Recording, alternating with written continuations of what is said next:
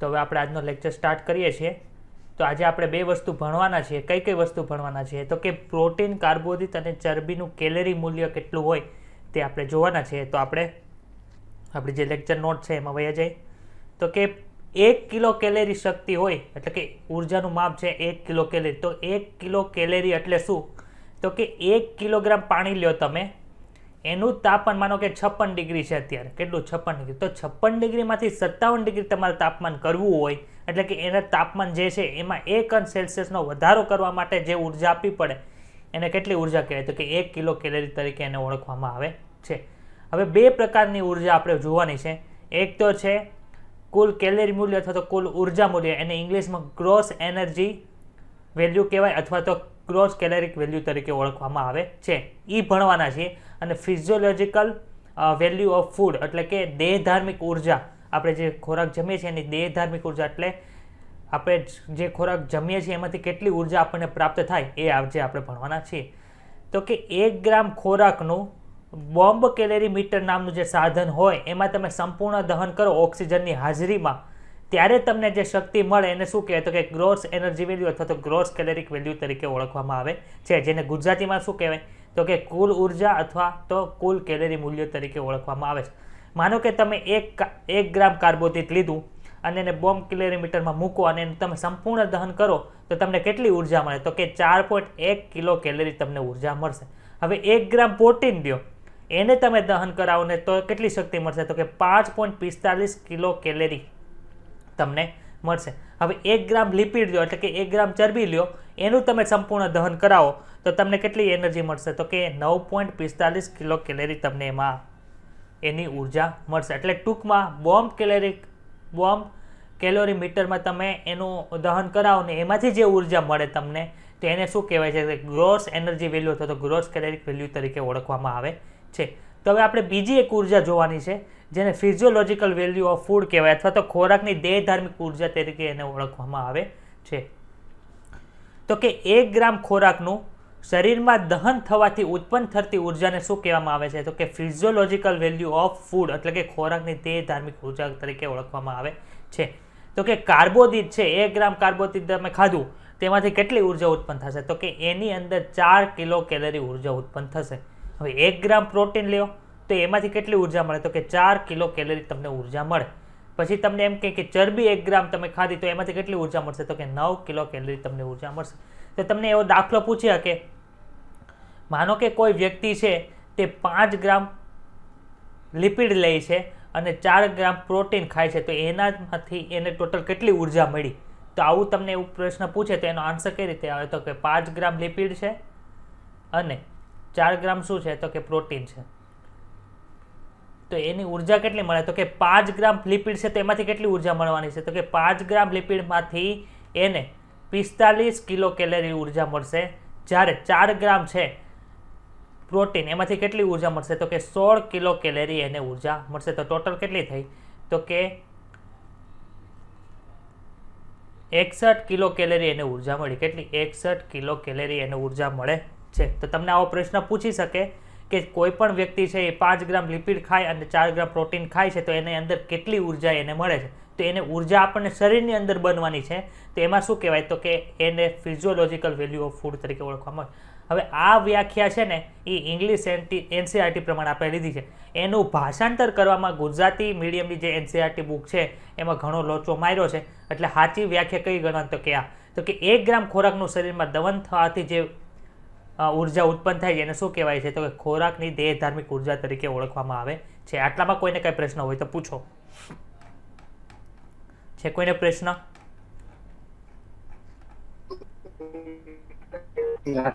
Okay, તો કે પ્રાણીઓની શક્તિની જરૂરિયાત અને ખોરાકમાંની શક્તિ ઉષ્મા ઉર્જાના માપથી આપણે દર્શાવીએ છીએ, કારણ કે બધી શક્તિઓનું અંતિમ સ્વરૂપ શું છે ઉષ્મા છે। ઘણું ખરું તે કેલરી અથવા તો જૂલમાં મપાય છે।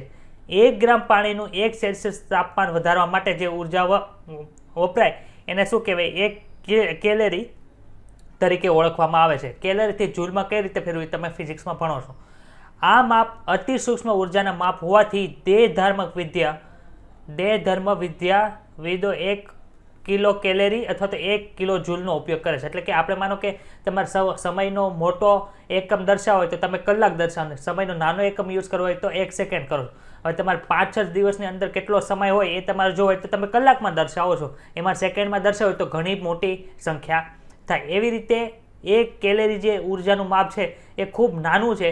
એટલે કે જે વૈજ્ઞાનિકો છે એ ઉર્જા દર્શાવવા માટે કેનો ઉપયોગ કરે કે 1 કિલો કેલેરીનો ઉપયોગ કરે છે. તો 1 કિલો કેલેરી શક્તિ એટલે શું થાય તો કે 1 કિલોગ્રામ પાણીને 1 અંશ સેલ્સિયસ તાપમાન વધારવા માટે જે ઉષ્મા આપવી પડે એને શું કે 1 કિલો કેલેરી તરીકે ઓળખવામાં આવે છે. 1 ગ્રામ ખોરાકને બોમ્બ કેલોરીમીટર નામનું જે સાધન છે એમાં ઓક્સિજનયુક્ત બંધ ધાતુ પેટીમાં સંપૂર્ણ દહનથી જે ઉર્જા મળે આપણને એને શું કહેવાય છે તો કે એને કુલ કેલેરી મૂલ્ય અથવા તો કુલ ઉર્જા મૂલ્ય તરીકે ઓળખવામાં આવે છે. હવે અહીંયા શું લખ્યું 1 ગ્રામ ખોરાકના વાસ્તવિક દહન માટે જરૂરી ઉર્જા એવું ન આવે.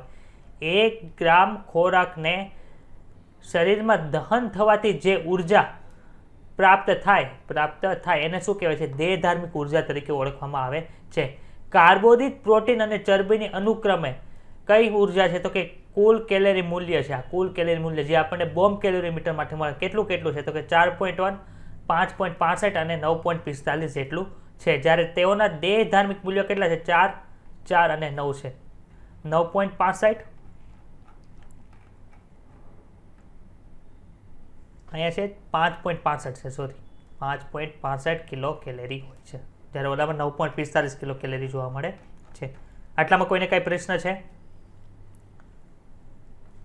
તો હવે આપણે નવો ટોપિક શરૂ કરીએ. પાચન તંત્રની અનિયમિતતાઓ એટલે કે ડિસઓર્ડર ઓફ ડાયજેસ્ટિવ સિસ્ટમ. એટલે કે તમે પાચન તંત્રની અંદર જે રોગો થાય એને શું કહેવાય પાચન તંત્રની અનિયમિતતાઓ તરીકે ઓળખવામાં આવે છે. તો આ પાચન માર્ગની અંદર જે છે આ બધું કેના લીધે થાય છે તો કે પાચન માર્ગની બળતરા. અહીંયા બળતરા ન આવે, અહીંયા ઇન્ફેક્શન આવે.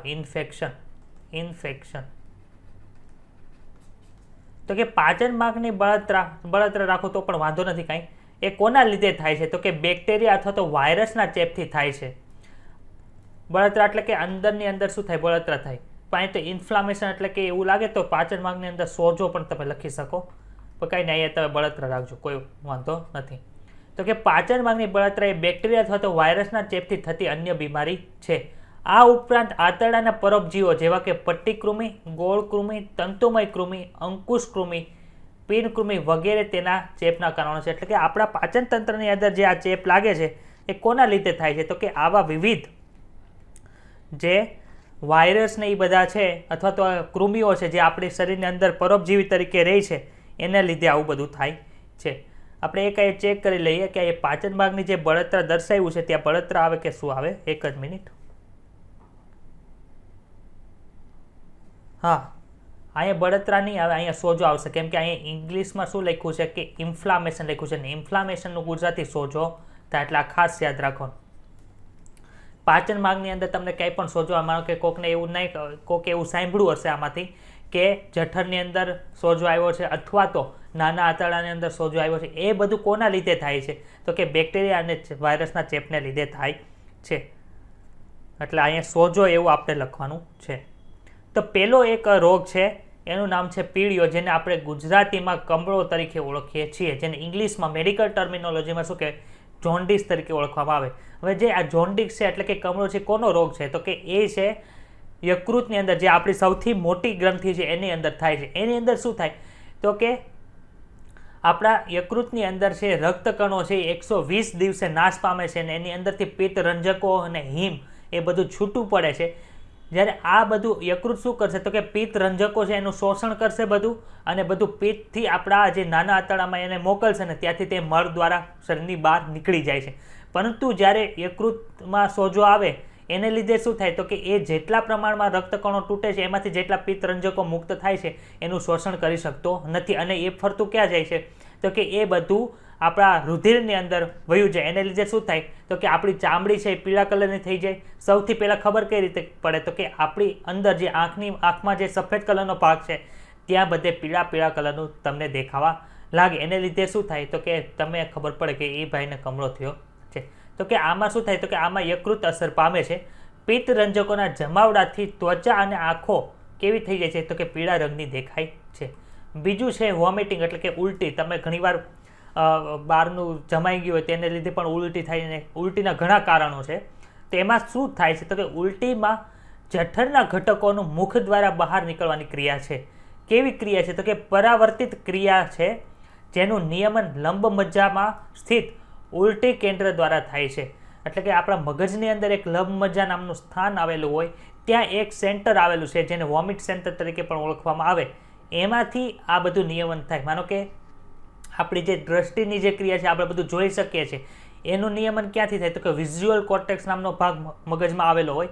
એવી જ રીતે જે ઉલટીનું નિયમન છે એ ક્યાંથી થશે તો કે ઉલટીનું નિયમન છે તે ઉલટીનું કેન્દ્ર જે વોમિટ સેન્ટર જે લંબ મજ્જામાં આવેલું હોય ત્યાંથી થાય છે. ઉલટી જે થવાની હોય ત્યારે પહેલાં તમને શેનો અનુભવ કે બેચેનીનો અનુભવ થાય, તમે ઓપકા આવવા મળે, એવી રીતની બધી સ્થિતિ થાય છે. ત્રીજું કયું છે તો કે ત્રીજું છે ઝાડા એટલે કે ડાયરિયા. તો ડાયરિયામાં શું થાય તો કે આંતરડાની અંદર જે આપણે જોયું હતું જે વિલી આવેલા હતા, માઇક્રોવિલી ને એ બધા પ્રવર્ધો આવેલા હતા, એને લીધે શું થાય તો કે એની અનિયમિત ગતિ થાય. એને લીધે જે આપણે અંદર જે પાચિત જે ખોરાક છે એનું બધું શું થાય તો કે એને વારંવાર બહાર નીકળી જાય છે. તો કે આંતરડાની વારંવાર એટલે કે થોડા સમય અનિયમિત ગતિ અને નિકાલ પામતા મળમાં પ્રવાહિતાના વધારાને શું કહે ઝાડા. એટલે કે સામાન્ય રીતે મળ કેવું હોય તો કે ગંઠાઈ ગયેલો હોય એટલે કે આમ ઘટ હોય, પણ જ્યારે જે વ્યક્તિને ઝાડા થઈ ગયા હોય ત્યારે એનું મળ કેવું હોય તો કે એમાં પ્રવાહીનો ભાગ છે તે વધારે જોવા મળે છે. અને એમાં શું થાય છે કે તમે જે ખોરાક ખાધો છે એમાં જે પાચન થઈ ગયેલો જે ઘટકો છે એનો શોષણમાં ટાઈમ મળતો નથી. એટલે એનું શું થાય કે જે પાચિત ખોરાક છે એનું શોષણ પણ ઘટાડે છે. જ્યારે ઝાડા થઈ ગયા હોય ત્યારે તમને કમજોરી એટલે કે તમને શક્તિ ન હોય તમારા શરીરમાં એવું ફીલ થાય. તો આમાં શું થાય કે જે સોડિયમ આયન જે બધું આપણે જમીએ છીએ એ બધું તો બહાર નીકળી જાય છે. એને લીધે શરીરનું જે પ્રવાહી છે એ ઘટતું જાય ને એને લીધે એના જે આયનો ને એ બધા ઘટકો છે તે મળ દ્વારા બહાર નીકળી જાય. એટલે શરીરને પોષણ મળતું નથી. એને લીધે શું થાય છે કે આપણને કમજોરી છે તે મહેસૂસ થાય. એને લીધે શું થાય કે એને નિવારવા માટે બધા ડૉક્ટર છે તે ORS આપે છે. ORSમાં શું હોય તો કે અલગ અલગ બધા જે શરીરના માટેના જે જરૂરી મિનરલ છે એ ORSમાં હોય. એના બે સ્વરૂપ છે, એક તો પાવડર સ્વરૂપે આપે અને કોકને લિક્વિડ સ્વરૂપે પણ આપે. પાવડર સ્વરૂપ હોય તો પાણીને થોડુંક ગરમ કરી એમાં ORSની અમુક માત્રા નાખી અને તેને મોઢા દ્વારા પીવડાવે છે. ત્રીજું છે કબજિયાત, જેને ઇંગ્લિશમાં કન્સ્ટિપેશન તરીકે ઓળખવામાં આવે છે. તો કબજિયાતમાં શું થાય તો કે કબજિયાતની અંદર જે મળ છે મળાશયમાં પડેલો છે એમાંથી પાણીનું શોષણ થઈ જાય અને મળ છે એ ખૂબ જ ઘટ્ટ બની જાય. એને લીધે મળાશયમાંથી મળ છે તે બહાર નીકળી શકતો નથી. આ ઘટનાને શું કહેવાય તો કે આ ઘટનાને કબજિયાત તરીકે ઓળખવામાં આવે છે. કબજિયાતમાં આંતરડાની અનિયમિત ગતિને કારણે મળ છે તે મળાશયમાં ભરાઈ રહે છે. પાંચમી કન્ડિશન છે જેને અપચો તરીકે ઓળખવામાં આવે, ઇનડાઇજેશન પણ કહેવાય. તો ઇનડાઇજેશન શું કામે થાય તો કે અપચો તે દર્શાવે છે કે એમાં પાચન થતું નથી. આ સ્થિતિમાં ખોરાકનું સંપૂર્ણ પાચન થતું નથી અને પેટ છે તે ભરેલું હોય એવું લાગે છે. અપચાના કારણોમાં શું થાય તો કે ઉત્સેચકોનો અપૂરતો સ્ત્રાવ. માનો કે પેપ્સિનોજન છે જે જઠરમાં સ્ત્રાવ થાય એનો પૂરો સ્ત્રાવ ન થાય તો એને લીધે પ્રોટીનનું પાચન થતું નથી. બીજું શું થાય તો કે તમે ખૂબ જ તીખું ખાઓ, એને લીધે પણ જે આપણી જે જઠર ગ્રંથિઓ છે એ નુકસાન પામે તો એને લીધે અંતઃસ્ત્રાવ એટલે કે ઉત્સેચકો છે એનો સ્ત્રાવ થતો નથી. એને લીધે આવું થાય. બીજું શું થાય તો કે બેચેની થાય, ખોરાકનું ઝેરી થવું એટલે કે ખોરાક જે તમે ખાઓ છો એ ત્યાં પડ્યો રહે એને લીધે એમાં થોડુંક ઇન્ફેક્શન કે એને લીધે તમારું જે જઠર છે આંતરડા છે એમાં પણ નુકસાન થાય. ને વધુ પડતું ખાઓ એટલે માનો કે આપણે કાલે જોયું હતું કે ખોરાક છે 4 થી 5 કલાક સુધી જઠરમાં પડ્યો રહે. માનો કે તમે અત્યારે થોડુંક એવું ખાઓ છો પછી પાછું કલાક પછી પાછું ખાઓ તો જે કલાક પહેલાં જે ખાધેલો ખોરાક છે તે ક્યાં હશે જઠરમાં હશે, એનું થોડુંક પાચન થઈ ગયું હશે, પછી તમે પાછું ખાઓ તો એ પાછો અહીંયા પડ્યો રહ્યો તો બંને ખોરાકો ભેગા થાય એને લીધે જે પાચન કરવાની જે આપણી શક્તિ છે એમાં શું થાય ઘટાડો થાય છે. તો અપચવામાં શું થાય છે તો કે ખોરાક છે તેનું પાચન છે તે ઘટી જાય છે. એના શું ક્યાં કારણો હોય તો કે ઉત્સેચકોનો અપૂરતો સ્ત્રાવ, કોક બેચેન હોય વધારે ટેન્શન લઈને તો એનું પણ છે પાચન છે તે ધીમે ધીમે ઘટતું જાય છે. પછી ખોરાકનું ઝેરી થવું એટલે માનો કે તમે કોક ઝેરી ખાઓ, આપણે વારા ઘડીએ સાંભળીએ છીએ કે એને ફૂડ પોઈઝનિંગ થઈ ગયું તો એમાં પણ શું થાય છે અપચો થાય છે. વધુ પડતું ખાઓ વારંવાર ખાતા હોય એને લીધે અથવા તો મસાલાદાર ખોરાક ખાતા હોય એને લીધે અપચો થાય છે. અને છેલ્લી જે કન્ડિશન છે PEM એટલે કે પ્રોટીન એનર્જી માલ ન્યુટ્રિશન. તો એમાં શું થાય છે તો કે પ્રોટીન એનર્જી માલ ન્યુટ્રિશન છે, એટલે કે એક પ્રકારનું કુપોષણ છે. કુપોષણમાં શું થાય તો કે કુપોષણના બે પ્રકાર છે. એક તો મરાસ્મસ છે ને એક કોશિયો કોર છે.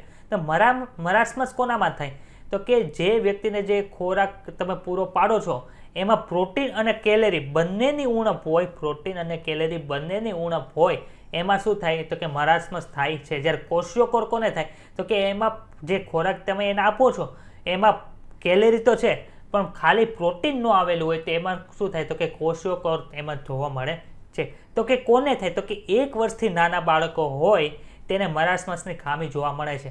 તો કે 1 વર્ષથી કેવા બાળકને તો કે માતાના દૂધના બદલે એને ખૂબ જ વહેલાથી પ્રોટીન અને કેલેરીનું મૂલ્ય ઓછું હોય એવો ખોરાક આપવામાં આવે તો એમાં મરાસ્મસ જોવા મળે છે. તો કે આવી ઘટના કેમાં જોવા મળે છે તો કે માતાને બીજું ગર્ભધારણ હોય અથવા તો બીજી પ્રસૂતિ થઈ ગઈ હોય, બીજું બાળક આવી ગયું હોય, તો એને દૂધ પીવડાવવાનું હોય, તે ઓલું જે બાળક છે એને દૂધ પાવાનું બંધ થઈ જાય, એટલે એને શું કરવું પડે તો કે બીજો ખોરાક આપવો પડે. અને એની અંદર જો પ્રોટીન અને કેલેરી બંનેનું મૂલ્ય ઓછું હશે તો તે બાળકમાં કઈ રોગ જોવા મળે તો કે મરાસ્મસ જોવા મળે છે.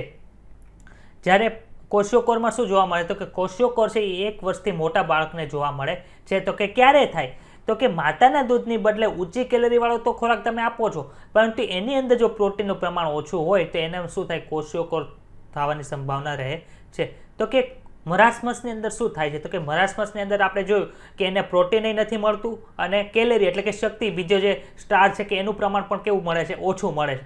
તો એની લીધે શું થાય તો કે શરીરની અંદર પ્રોટીનની ઉણપ થાય. પ્રોટીન નથી મળતું એટલે આપણને ખબર છે વૃદ્ધિ થવી એટલે કે કોષ વિભાજન થવું. કોષ વિભાજનની અંદર પ્રોટીન જરૂરી છે, તો પ્રોટીન નથી મળતું એટલે એની વૃદ્ધિ પણ કેવી થાય નબળી થશે. પેશીય પ્રોટીનની ફેરબદલી એટલે કે એક પ્રોટીન હશે એને તોડશે, એનું એમિનો એસિડ બનશે, પાછું નવું પ્રોટીન બનશે, એટલે કે એક ને એક પેશીની અંદર જે પ્રોટીન હશે એને શું થશે ફેરબદલી થાય, કેમ કે નવું પ્રોટીન એને મળતું નથી. શરીરની અતિ ક્ષીણતા એટલે કે એનું શરીર કેવું થાય તો કે એને અંદર કમજોરી થવા મળે, એને કમજોરી ફીલ થવા મળે, અને એના ઉપાંગો ને એ બધું કેવું થઈ જાય તો પાતળું થવા મળે, એટલે કે એનું શરીર છે ક્ષીણ થવા મળે, એટલે કે નાશ થતો હોય એવું જોવા મળે. ત્વચા કેવી હોય તો કે ત્વચા એની છે તે શુષ્ક, પાતળી અને કરચલી યુક્ત હોય છે, કેમ કે શરીરની અંદર જે માનો કે એક બાળક છે એનું અત્યારે માતાનું દૂધ મળે છે જેમાં પ્રોટીન અને શું કહેવાય કેલેરી બંનેનું બેલેન્સ મૂલ્ય છે, તો એ હટ્ટુઘટ્ટું એટલે કે એ એકદમ તંદુરસ્ત હશે. હવે 1 વર્ષનું હજી નથી થયું ત્યાં એની માતાને બીજી પ્રસૂતિ આવે, બીજું બાળક આવે, તો એ દૂધ કોણ આપવા મળે તો કે એ જે બીજું નાનું બાળક છે એને દૂધ પાશે. જ્યારે મોટા બાળકને શું થશે તો કે હવે એને દૂધ નથી આપતા, પરંતુ હવે એને જે ખોરાક આપવો છો તે પ્રોટીન અને કેલેરીમાં બંનેમાં ઓછો છે. એટલે શું થાય તો કે એની ચામડીની નીચે જે બધો ખોરાક જમા થયો એટલે કે જે કોલેસ્ટ્રોલ રૂપે અથવા તો ચરબી સ્વરૂપે જે બધું સ્ટોર થયું હોય એ વપરાવા મળે જ્યારે શરીરને જરૂર પડે. એટલે શું થાય કે એ વપરાવા મળે, એને લીધે ઉપરની જે ચામડી છે એ કેવી જોવા મળે કે શુષ્ક, પાતળી અને કરચલી યુક્ત જોવા મળે. મોટી ઉંમરના લોકો હશે એની તમે ચામડી જોશો તો એની ચામડી પર તમને શું જોવા મળશે શુષ્ક, પાતળી જોવા મળે, કેમ કે તમારી ચામડીની નીચે જે બધા ઘટકો હોય જ્યારે તમે પૂરતો ખોરાક ન જમો ત્યારે એ બધાનું શું થાય યુઝ થવા મળે છે. એટલે વૃદ્ધિ દર અને શરીરના વજનમાં શું થાય તો કે ઘટાડો થાય અને મગજના વૃદ્ધિ અને વિકાસમાં પણ ઘટાડો જોવા મળે, કેમ કે જે પાયાની વસ્તુ છે એ મળતી નથી. એટલે તો કોશિયો કોરમાં શું જોવા મળે તો કે મરાસ્મસમાં જે લક્ષણો જોવા મળે છે એ બધા લક્ષણો તો મરાસ્મસમાં કોશિયો કોરમાં જોવા મળે જ છે, પરંતુ ચરબીનું ત્વચાની નીચે શું થાય જમા થાય છે, કેમ કે એને કેલેરી તો મળે છે, એટલે લીધે શું થાય તો કે જે ચરબીમાં રૂપાંતર થયું હોય એનું એ ત્વચાની નીચે જમા થઈ જાય છે, અને તીવ્ર સોજા હોય એ એના શરીરમાં તમને જોવા મળે છે. તો મુખ્યત્વે જે પીએમમાં શું જોવા મળે તો કે મરાસ્મસ અને કોશિયો કોર જોવા મળે છે. એ ક્યાં બંનેની વચ્ચે શું ફરક છે આપણે જે ભણ્યા. હવે ઉપર જોઈ લઈએ તો પીએમ છે એ ક્યાં જોવા મળે તો કે દક્ષિણ અને દક્ષિણ પૂર્વ એશિયાના ભાગોમાં, દક્ષિણ અમેરિકા, પશ્ચિમ અને મધ્ય આફ્રિકાના ઘણા વિકાસ પામતા દેશો છે ત્યાં જોવા મળે છે, કેમ કે ત્યાં માનો કે હજી વિકાસ પામતો દેશ હોય તો એની અંદર જો એની સરકાર છે એ કેપેબલ ન હોય તો એનું જે અર્થતંત્ર છે એ નીચું પડી જાય, એટલે કે ગરીબ વર્ગોમાં ખોરાક એ પહોંચાડી શકતા નથી, એટલે એમાં કુપોષણનો શિકાર બને છે. તો કે વિકાસ પામતા દેશોમાં પ્રોટીન અને કુલ ખાદ્ય કેલેરીની પાચનની ઉણપ ખૂબ જ ફેલાયેલ છે. પ્રોટીન ઉર્જા કુપોષણ એટલે કે પ્રોટીન એનર્જી માલ ન્યુટ્રિશન મોટા પ્રમાણમાં વસ્તીને સૂકા, દુષ્કાળ અને રાજકીય ગડબડ દરમિયાન જોવા મળે છે. આવું કુપોષણ ક્યાં જોવા મળ્યું તો કે બાંગ્લાદેશમાં આઝાદીની લડાઈ દરમિયાન અને ઇથોપિયામાં 80ના દાયકાના મધ્યમાં ભયંકર જ્યારે દુષ્કાળ પડ્યો હતો ત્યારે આ જોવા મળ્યું હતું. પીએમમાં શું થાય છે તો કે પીએમ એટલે કે પ્રોટીન એનર્જી માલ ન્યુટ્રિશનમાં શિશુ અને બાળકોને અસર કરે છે તેવામાં મરાસમસ અને કોશિયોકોર જોવા મળે છે. મરાસમસ શું છે તો કે પ્રોટીન અને કેલેરીની ખામીને લીધે ઉણપને લીધે પેદા થાય છે અને 1 વર્ષથી નાના બાળકોમાં જોવા મળે છે અને 1 વર્ષથી નાના શિશુઓમાં જોવા મળે. જ્યારે માતાના દૂધના બદલે ખૂબ જ વહેલા બીજો ખોરાક કે જે પ્રોટીન અને કેલરીમાં નબળો હોય તે આપવામાં આવે ત્યારે આ ખામી સર્જાય. આવું ક્યારે થાય તો કે માતામાં જ્યારે બીજું ગર્ભધારણ અથવા તો પ્રસૂતિ આવી ગઈ હોય અને મોટું શિશુ હજી નાનું હોય ત્યારે તે વારંવાર જોવા મળે છે. મરાસમસમાં પ્રોટીનની ઉણપ, પછી નબળી વૃદ્ધિ, પેશીય પ્રોટીનની ફેરબદલી, શરીરની અતિક્ષીણતા, ઉપાંગો પાતળા થવા, ત્વચા શુષ્ક, પાતળી અને કરચલીયુક્ત થવી એવું જોવા મળે છે અને વૃદ્ધિ દર અને શરીરના વજનમાં પણ ઘટાડો જોવા મળે. ઉપરાંત મગજના વિભાગોની વૃદ્ધિ અને વિકાસ કેવો થાય છે? નબળો થાય છે.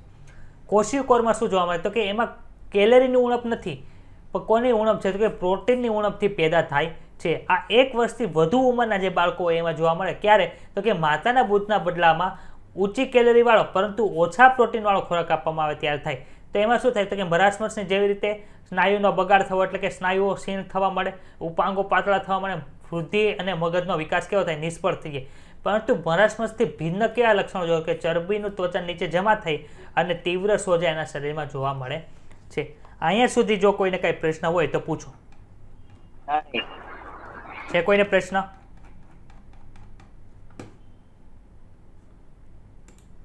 કોઈને પ્રશ્ન હોય તો પૂછો. ઓકે, તો હવે આપણે અત્યારે નવું ચેપ્ટર શરૂ કરીએ છીએ જે આની પછીનું 17મું ચેપ્ટર છે, breathing and exchange of gases. એટલે કે આમાં આપણું જે ફેફસા તંત્ર છે એ આખું આપણે જોવાનું છે. તો કે આપણે આ બધું શ્વસન તંત્રની જરૂરિયાત શું છે તો કે શ્વસન તંત્ર આપણે એટલા માટે જરૂર છે. માનો કે મારે આ હાથ ઊંચો કરવો છે અને હાથ નીચો કર્યો, તો એમાં શું જોઈએ તો કે એમાં આ સ્નાયુ છે. હવે સ્નાયુને કાર્ય કરવા માટે શું જોઈએ તો સ્નાયુને કાર્ય કરવા માટે ગ્લુકોઝ જોવે છે. હવે ગ્લુકોઝ છે, આપણે જમી લીધું, ગ્લુકોઝ આપણે ખોરાકમાંથી લઈ લીધું એટલે ગ્લુકોઝની સ્નાયુએ પહોંચી ગયું. હવે આ ગ્લુકોઝમાંથી મારે જો શક્તિનું નિર્માણ કરવું હોય તો શું કરવું પડે કે ગ્લુકોઝમાંથી મારે જો શક્તિ જોતી હોય તો એને જારક શ્વસનમાં જવું પડે. તો કે જારક શ્વસનને અંતે શું થશે તો કે એટીપી બનશે ને આપણને ઉર્જા મળશે ને આ મારો હાથ છે એ કાર્ય કરી શકશે. અથવા તો શરીરની કોઈ પણ ઘટના છે, શરીરની કોઈ પણ ક્રિયા છે એ આ એટીપી સ્વરૂપે આપણને શક્તિ હશે તો થશે.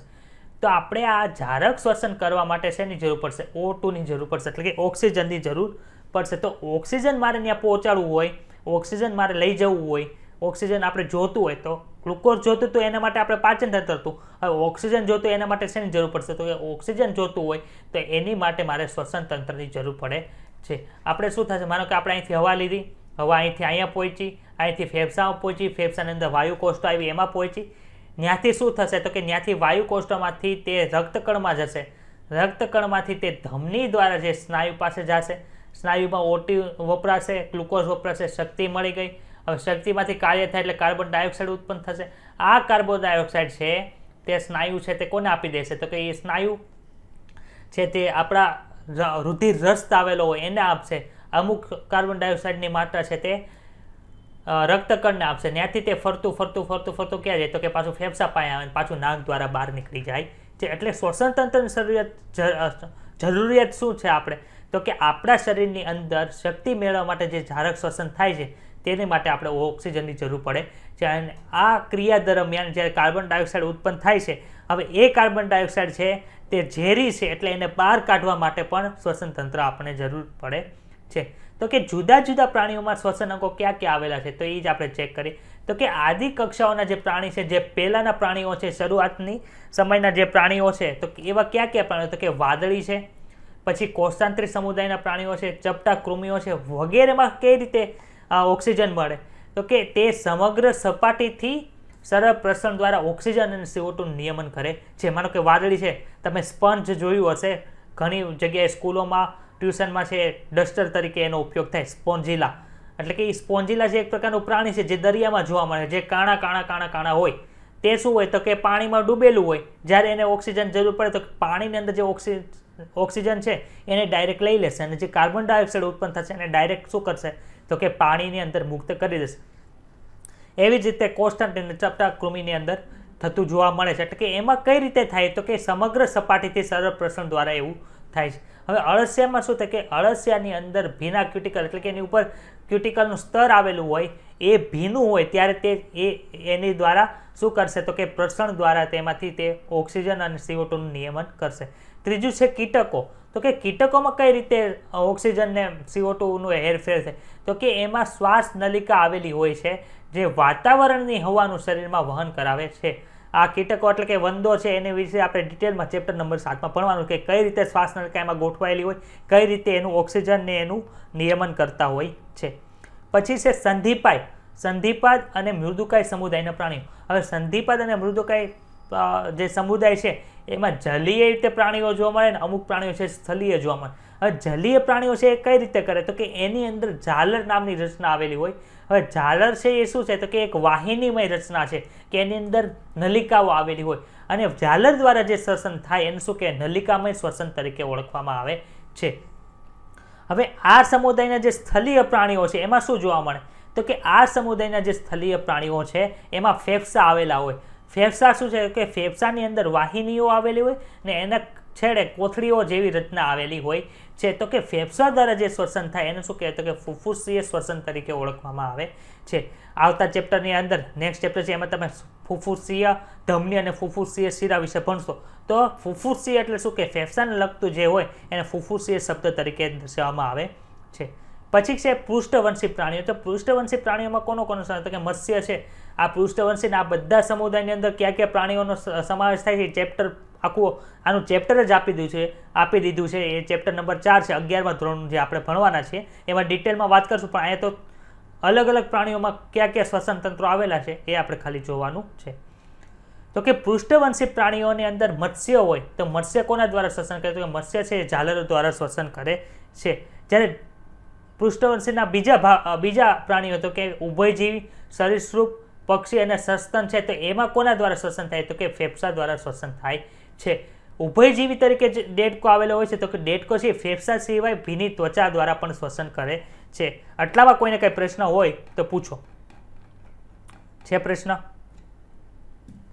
આટલામાં કોઈને કઈ પ્રશ્ન હોય તો પૂછો. ના સર.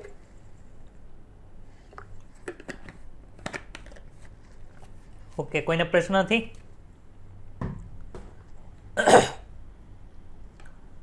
બધા જાગે તો છે ને? તો માઇક અનમ્યુટ કરીને આન્સર આપવાના. ઓકે, હવે આપણે એનસીઈઆરટી રીડ કરી નાખીએ એટલી. તો કે તમે આગળના અભ્યાસ કરી ચૂક્યા છો કે વિવિધ પ્રક્રિયાઓ કરવા માટે જરૂરી શક્તિ મેળવવા માટે ગ્લુકોઝ જેવા પોષક ઘટકોના આડકતરા વિઘટનમાં ઓક્સિજન સજીવો દ્વારા વપરાય છે. કઈ પ્રક્રિયામાં તો કે ઝારક શ્વસનની જે પ્રક્રિયા છે એમાં આ ઓક્સિજન વપરાય છે. ઉપરની અપચયિક પ્રક્રિયા. અપચયિક પ્રક્રિયા એટલે શું તો કે ગ્લુકોઝ છે એને તોડો છો ને એમાંથી શક્તિ મળે છે તો એ કેવી પ્રક્રિયા છે તો કે અપચયિક પ્રક્રિયા છે. જ્યારે ચય પ્રક્રિયા કોને કહેવાય તો કે કોઈ પણ વસ્તુનું નિર્માણ થાય, માનો કે અલગ અલગ એમિનો એસિડ છે એમાંથી પ્રોટીનનું નિર્માણ થાય છે તે ચય ક્રિયા છે જેના વિશે આપણે ડિટેલમાં ચેપ્ટર નંબર 9માં ભણી ગયા. અપચયિક પ્રક્રિયા દરમિયાન નુકસાનકારક જે કાર્બન ડાયોક્સાઇડ છે તે મુક્ત થાય છે. તેથી તે સ્પષ્ટ છે કે કોષોને સતત ઓક્સિજન મળતો રહેવો જોઈએ અને કોષો દ્વારા ઉત્પન્ન થતો CO2 છે તે મુક્ત થતો જોઈએ. વાતાવરણીય O2 અને કોષો દ્વારા ઉત્પન્ન થતા CO2 ના વિનિમયની આ પ્રક્રિયા છે એને શું કહેવાય શ્વાસોશ્વાસ તરીકે ઓળખવામાં આવે છે, જેને સામાન્ય રીતે શ્વસન તરીકે ઓળખવામાં. બે પ્રકારના શ્વસન છે. આપણે જે આ વાયુની હેરફેર કરીએ એને ખાલી શ્વસન કહેવાય. જ્યારે કોષોની અંદર જે આપણે ઓક્સિજનનો ઉપયોગ કરીને જે શક્તિ મેળવે છે અથવા તો ઓક્સિજનની ગેરહાજરીમાં અજારક શ્વસન થાય છે એ જે શ્વસન થાય એને કોષીય શ્વસન તરીકે ઓળખવામાં આવે છે. તમારો હાથ જ્યારે તમે છાતી ઉપર મૂકો છો ત્યારે તમે છાતીને ઉપર નીચી થતી અનુભવશો. તમે જાણો છો કે શ્વાસોશ્વાસ તે કોના લીધે જે છાતી ઉપર નીચે થાય તો કે શ્વાસોશ્વાસને લીધે થાય છે. આપણે શ્વાસોશ્વાસ કેવી રીતે કરીએ છીએ અને કયા કયા શ્વસનાંગોનો ઉપયોગ કરીએ છીએ તે આપણે નીચે ભણવાના છીએ. તો કે અલગ અલગ પ્રાણીઓમાં જે શ્વસનાંગો છે તે આપણે અહીંયા દર્શાવ્યા છે. આ રીડ કરી નાખજો. જે મેં સરળ રીતે તમને યાદ રહી જાય એ માટે નીચે નોટ્સમાં લખી દીધું છે. બીજું કાંઈ જ નથી. આની જે લાઈન છે એ જ તમે નીચે લખી છે. તો અહીંથી એટલું છે તે તમે નીચે રીડ કરી નાખજો. અને આમની અંદર કંઈ પ્રશ્ન હોય તો કાલના લેક્ચરમાં તમે મને પૂછી શકો છો. હવે આપણે ભણવાનું છે હ્યુમન રેસ્પિરેટરી સિસ્ટમ એટલે કે માણસનું જે શ્વસન તંત્ર છે આપણે કેનો ઉપયોગ કરીએ છીએ તે આપણે ભણવાનું છે. તો નોટ્સ છે હ્યુમન રેસ્પિરેટરી સિસ્ટમ. તો તમને અત્યારે જે બતાય છે એ શું છે? તો કે માનો કે એક માણસને આપણે ઓપરેશન થિયેટર ઉપર સુવડાવ્યો છે. હવે માનો કે એ માણસ મૃત છે, એટલે હવે શું કરવાનું છે? આપણે એનું ડિસેક્શન કરવાનું, એટલે કે એની અંદર કઈ કઈ વસ્તુ આવેલી છે જે આપણે તમે મેડિકલની અંદર પહેલા યરમાં કરો એ આપણે જોવું. તો માનો કે તમે આમાં શું કર્યું છે, તો આ તમને બતાય ક્યારે? તો કે આપણે ઉપરથી ચામડી દૂર કરી નાખીએ, નીચે બધા મસલ આવેલા હોય એ દૂર કરી નાખીએ, એટલે કે સ્નાયુઓ આવેલી એ દૂર કરી નાખીએ, પાસળીઓ આવેલી છે એ બધી દૂર કરી નાખો, પછી ઉપર આવરણ આવેલું હોય જેને ફુફુસી આવરણ કહેવાય એ દૂર કરી નાખો, એટલે તમને આવી રચના જોવા મળે છે. તો આ તમને અહીંયા બતાય છે શું? તો કે આ જે બતાય છે એ શું છે? તો કે આ બતાય છે તે ફેફસા છે. આ કયું ફેફસું છે? કે આ ડાબું ફેફસું છે, અને જમણી સાઈડ બતાય છે તે જમણું ફેફસું છે. હવે ફેફસાની નીચે તમને આ જે આખી ડોમ આકારની રચના બતાય છે, ડોમ આકારની જે તમને આવી રચના બતાય છે એ શું છે? તો કે એ ઉરોદર પટલ છે. શું છે? ઉરોદર પટલ. ઉરોદર પટલ છે. એનું સંકોચન થાય, એનું વિકોચન થાય, એને લીધે આપણી આખી શ્વાસની ક્રિયા છે તે કરી શકીએ છીએ. હવે આ જે ફેફસા તમને બતાય છે, તો ફેફસાની ફરતે આખું, એક મિનિટ, ફેફસાની ફરતે આખું આવરણ આવેલું હોય. એ કેવું આવરણ છે? તો કે એ આખું આવરણ છે તે 2 લેયરનું બનેલું હોય. આ પહેલું લેયર જે તમને અત્યારે બતાય છે અંદરની સાઈડ, અને એની ઉપર પાછું બીજું લેયર આવેલું હોય, આખું આવી રીતે આ લેયર આવેલું હોય છે. તો આ જે લેયર છે એને શું કહેતો? કે એને ફુફુસીય આવરણ તરીકે ઓળખવામાં આવે છે. અને આ જે 2 લેયરનું આવરણ છે એની અંદર એક પ્રવાહી ભરેલું હોય, જેને ફુફુસીય પ્રવાહી તરીકે પણ ઓળખવામાં આવે. આખું પ્રવાહી અહીંયા તે હોય અને એવી જ રીતે આ બાજુ હોય. તો એ જે પ્રવાહી છે એ શું કામ કરે છે? તો કે એ પ્રવાહી છે તે ફેફસાની અંદર છે તે ઘર્ષણ આવતું અટકાવે છે. માનો કે હવે અહીંયા શું હશે? તો કે આખું આવરણ આવી ગયું, એની ઉપર અહીંયા પાસળી આવેલી હોય, આખી આવી અહીંયા શું આવેલી હોય? અહીંયા ઉરોસથી આવેલું હશે, મેન હાડકું, એની ઉપર શું જોડાયેલું? તો કે અહીંયા પાસળી જોડાયેલી હોય. હવે પાસળી છે તો ડાયરેક્ટ જો ફેફસા એની આરે અટેચ થયેલા હોય, એની આરે જોડાયેલા હોય, તો શું થાય? તો કે ફેફસાનું ઘર્ષણ થાય. ઘર્ષણ થાય તો ફેફસાને નુકસાન થાય. તો એ કોઈ દિવસ ફેફસાને જો નુકસાન થતું હોય તો માણસ જીવી શકે નહીં. તો ભગવાને આપણને એનાથી બચાવવા માટે શું કર્યું? તો કે ફેફસા મૂક્યા, ફેફસાની ઉપર દ્વિસ્તરીય આવરણ મૂકી દીધું, એની વચ્ચે પ્રવાહી મૂકી દીધું. એને લીધે શું થાય? તો કે પાસળીઓને જે ફેફસા છે એની વચ્ચે ઘર્ષણ થાય નહીં. હવે તમે જો આ 2 આવરણ છે, એક આ બહારનું આવરણ અને એક અંદરનું આવરણ છે. અંદરનું આવરણ છે એ કોના ટચમાં છે? અંદરનું આવરણ જે આ છે તે ફેફસાના ટચમાં છે, જ્યારે બહારનું આવરણ જે છે, આ બહારનું આવરણ જે છે તે કોની સાથે છે? તો કે એ પાસળીઓ દ્વારા જે આખી ગુહા બને છે એને આપણે ઉરસીય ગુહા કીધી હતી. ઉરસીય ગુહા કયા ચેપ્ટરમાં આપણે ભણીએ? તો ઉરસીય ગુહા, ઉદરીય ગુહા. તો ઉરસીય ગુહાના સંપર્કમાં હોય છે. તો આ ફેફસા છે, તો ફેફસાની ઉપર આખું આ કવરિંગ થઈ ગયું, જેને આપણે ફુફુસીય આવરણ કીધું. એની વચ્ચે શું હોય? તો કે એની અંદર એક પ્રવાહી ભરેલું હોય છે. હવે જે આ ઉરોદર પટલ છે એને તમે નીચેથી જુઓ તો તમને આવું દેખાય.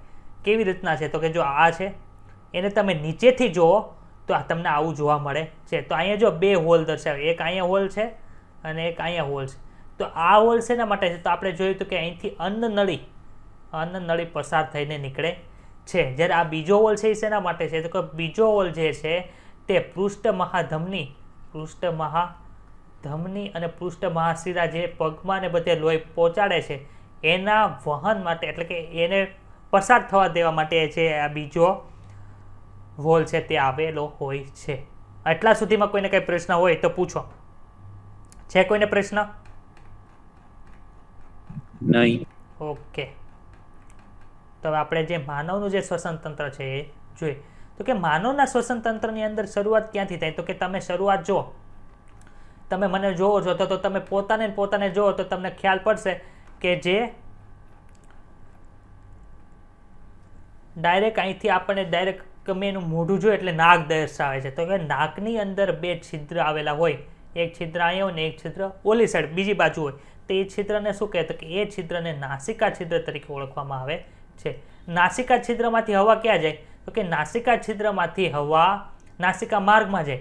નાસિકા માર્ગમાંથી ક્યાં જાય? તો કે અહીંયા એક ગૃહા આવેલી હોય, અહીંયા આખી ગુહા આવેલી હોય, જેને શું કહેતો? કે એને નાસિકા ગૃહા તરીકે ઓળખવામાં આવે છે. ત્યાંથી હવા ક્યાં જશે? તો કે નાથી હવા છે તે કંઠનળીમાં જાય. આપણે ખબર છે કંઠનળી છે તે શું છે? કંઠનળી છે તે હવા અને ખોરાક બંનેના વહન માટેનું કોમન રસ્તો છે એને શું કહેવાય? કંઠનળી તરીકે ઓળખવામાં આવે છે.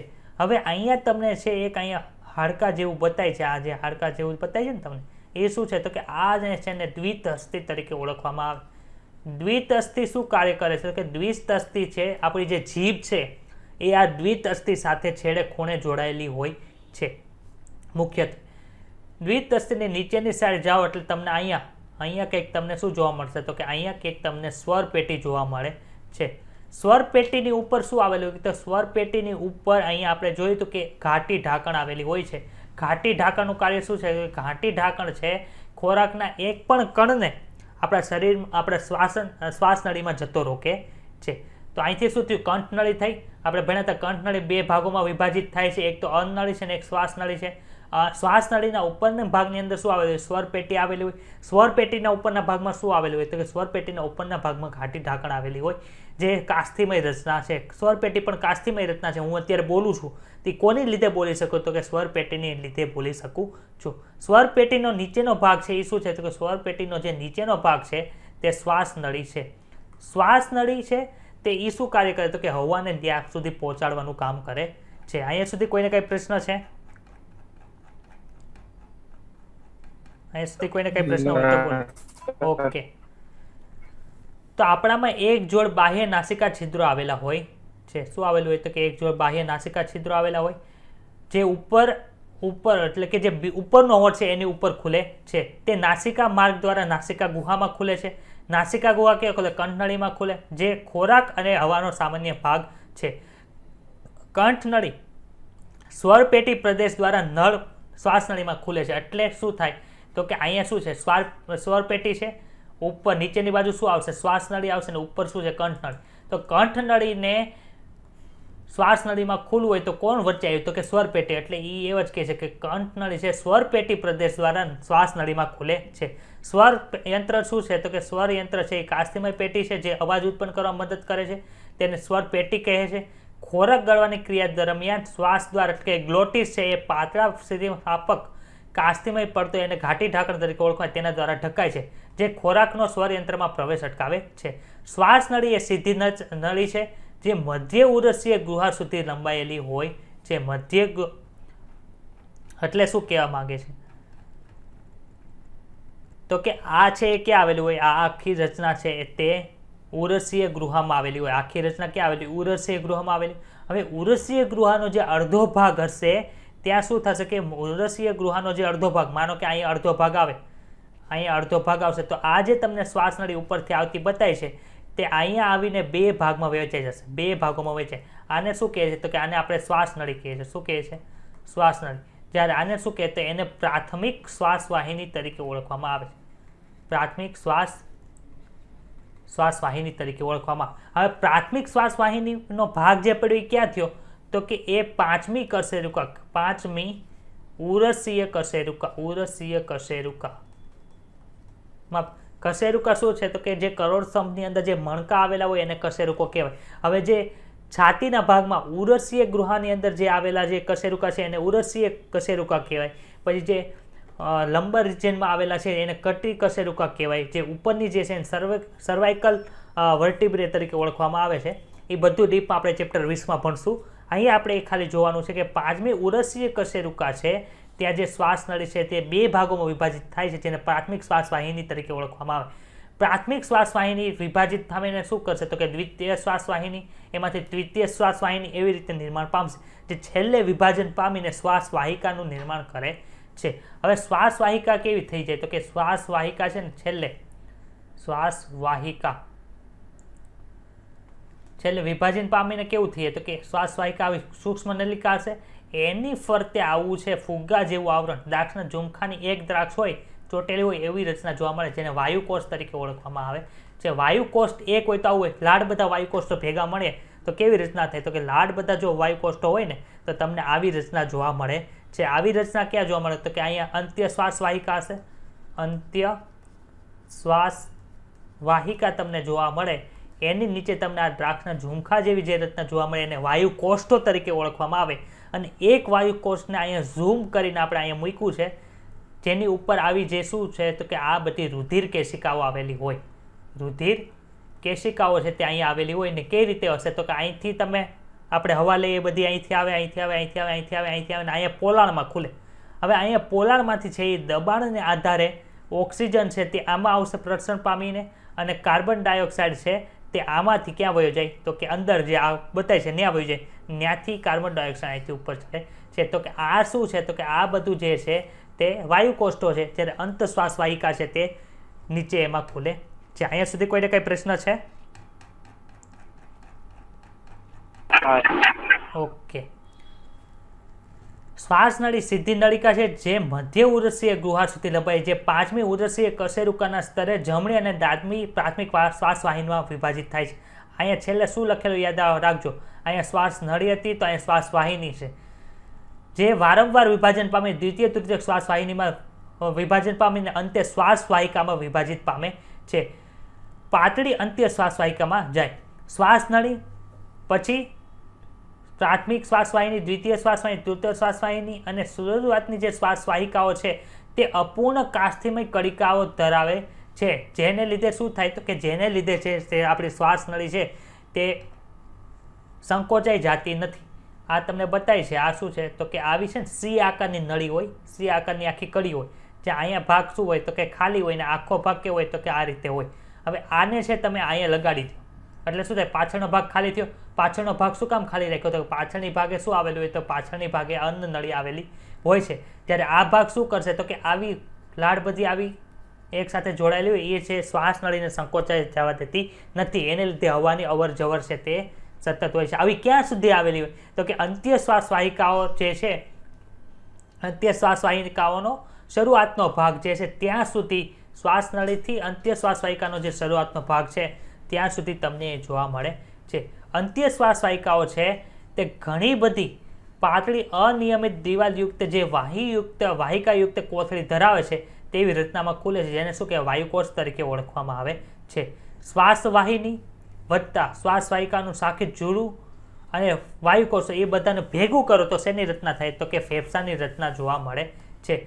ફેફસા છે કેટલા હોય છે આપણામાં? 2 હોય છે, અને જે શું ધરાવે તો કે દ્વિસ્તરીય ફુફુસ્સા આવરણ ધરાવે છે. અને ફુફુસ્સા આવરણની વચ્ચે શું હોય તો કે ફુફુસ્સા આવરણની વચ્ચે પ્રવાહી ભરેલું હોય છે, જે શું કરે છે કે ફેફસાની સપાટીનું ઘર્ષણ ઘટાડે છે.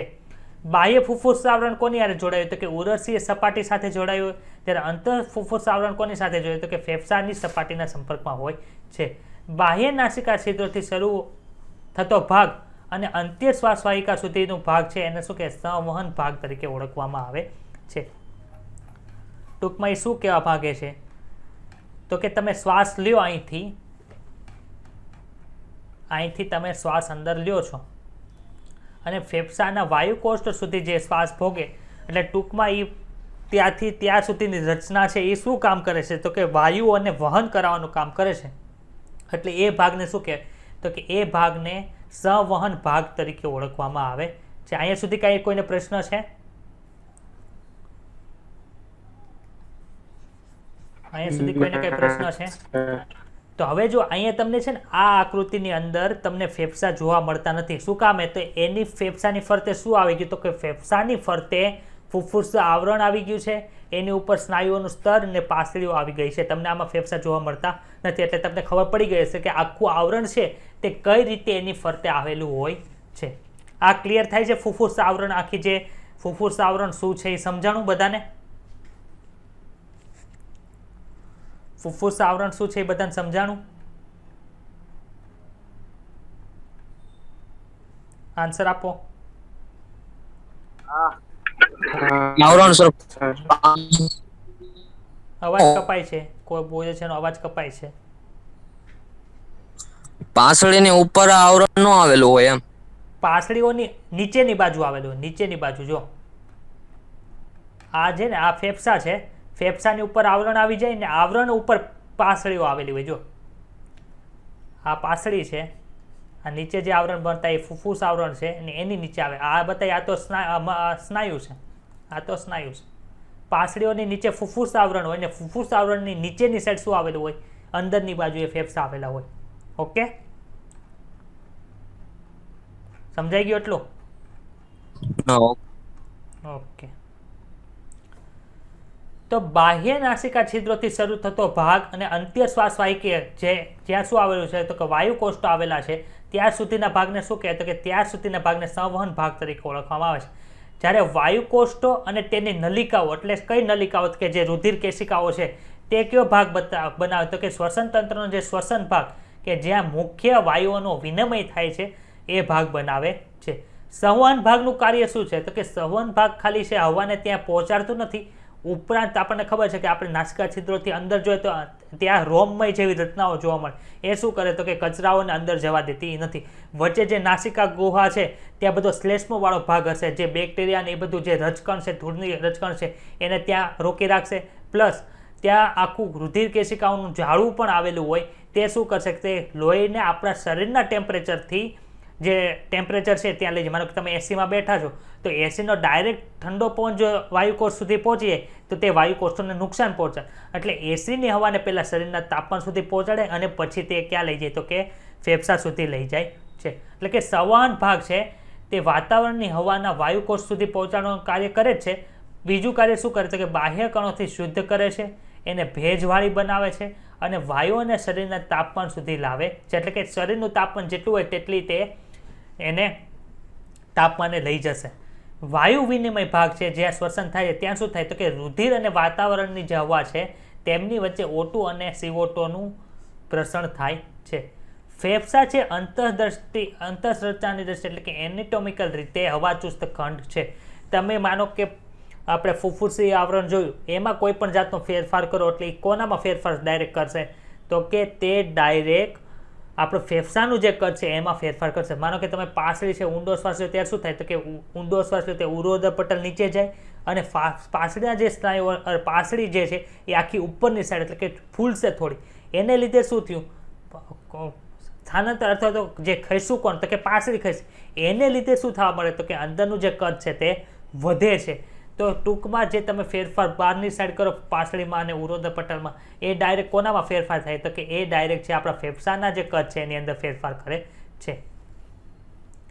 ઉરેશીય ગૃહા પૃષ્ઠ બાજુ કરોડસ્તંભ દ્વારા, વક્ષ બાજુએ ઉરોસ્થિ દ્વારા અને પાર્શ્વ બાજુએ પાસળીઓ દ્વારા અને નીચેની બાજુ ઘુમ્મટ આકારના ઉરોદર પટલ દ્વારા બનેલ છે। એટલે ટૂંકમાં જે આપણે જોયો ઘુમ્મટ આકારનો ઉરોદર પટલ એ ક્યાં ક્યાં જોડાયો તો કે પાછળની સાઈડ છે ને આ બધી કશેરુક આવેલી હશે ત્યાં જોડાયેલો હશે।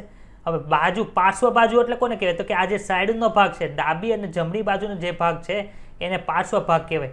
તો પાર્શ્વ ભાગ કોની સાથે જોડાયેલો એટલે થોરેસિક કેવિટી જે છે ઉરસીય ગૃહ છે એનો પાર્શ્વ ભાગ કોણ બનાવે છે તો કે પાસળીઓ બનાવે। આગળની બાજુ શું આવેલું તો કે આગળની બાજુ આજે મેં કાળા કલરથી અહીં દોર્યું છે એ ઉરોસ્થિ છે, એટલે કે એક પ્રકારનું હાડકું છે તેનાથી બનેલું હોય અને ઉરોદર પટલ આગળની સાઈડ કોના દ્વારા જોડાય તો આગળ ઉરોસ્થિ સાથે જોડાશે, પાછળની બાજુ જે અહીંયા પાસળી આવેલું એની સાથે જોડાને પાર્શ્વ બાજુએ અને પાછળની બાજુએ છે તે કશેરુકા સાથે જોડાયેલું હોય છે।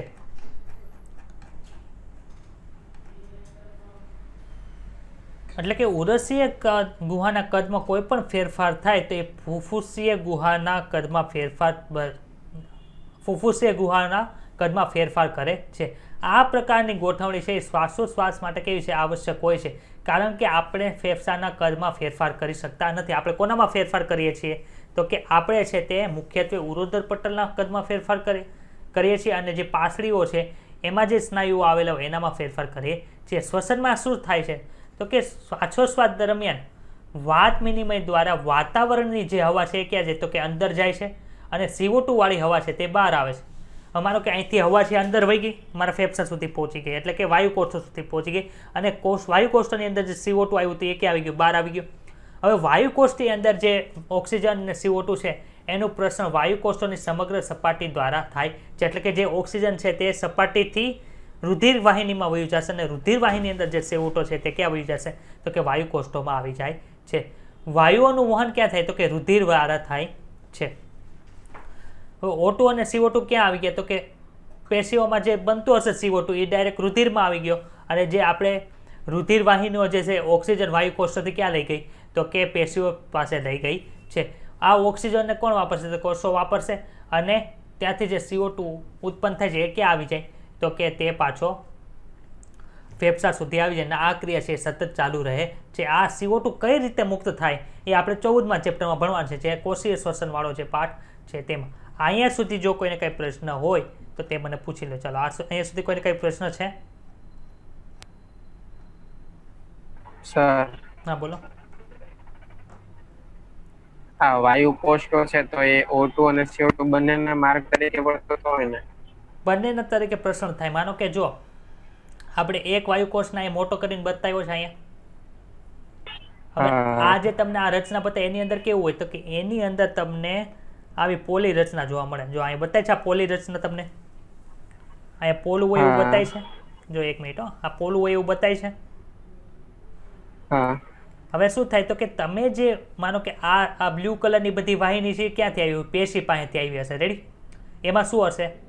કાર્બન ડાયોક્સાઇડ હોય આમાં. એ કાર્બન ડાયોક્સાઇડ છે એ પ્રસરણ પામીને અહીંયા આવી જાય. સમજાણું? હવે ઉપરથી આપણે જે શ્વાસ લીધો એટલે અહીંયા શું હશે? ઓક્સિજન આવ્યો હશે. ઓક્સિજન આવ્યો હોય અહીંયા. એ શું થાય તો કે ઓક્સિજન જે તમને અહીંયા લાલ કલરની રુધિર વાહિની બતાવી એમાં વયો જાય. એટલે કે બંને માટે પ્રસરણશીલ બનાવે. અહીંયા ટોટલ 3 લેયર આવેલા હોય જેમાંથી હવાને પસાર થવાનું હોય. એ કયા 3 લેયર છે એ આપણે કાલના લેક્ચરમાં ભણવાના છે. તો અહીંયા સુધી કોઈને કંઈ પ્રશ્ન હોય તો મને કહો. છે કોઈને પ્રશ્ન? તો એક ખાસ વાત આ આકૃતિમાં સમજી લ્યો કે અહીંયા જે તમને આ પાસળી છે, પાસળી વચ્ચે જે તમને સ્નાયુઓ જોવા મળે એને આંતર પાસળી સ્નાયુ તરીકે ઓળખવામાં આવે છે. આંતર પાસળી સ્નાયુ આ કાલે શબ્દ આવશે એટલે ખાસ ત્યારે આંતર પાસળી સ્નાયુ આપણે બોલીએ ત્યારે તમને પ્રશ્ન ન થવો જોઈએ કે આંતર પાસળી સ્નાયુ કોને કહેવાય. તો કે પાસળીઓ વચ્ચે જે સ્નાયુ આવેલા હોય એને શું કહેવાય? આંતર પાસળી સ્નાયુ તરીકે ઓળખવામાં આવે છે. એટલું સમજાઈ ગયું બધાને?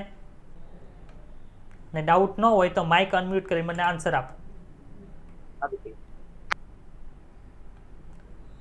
છે દર્શનાબેન, પછી દીપાંશુ ટાક, ચીલ કાછડિયા કશ્યપ, નેહા રામાણી, રહીશ મેમોન, શ્રેયા, વૈભવ. ના સર કઈ પ્રશ્ન કોઈને પ્રશ્ન નથી ને? તો આજે જેટલું આયલું છે ના સર.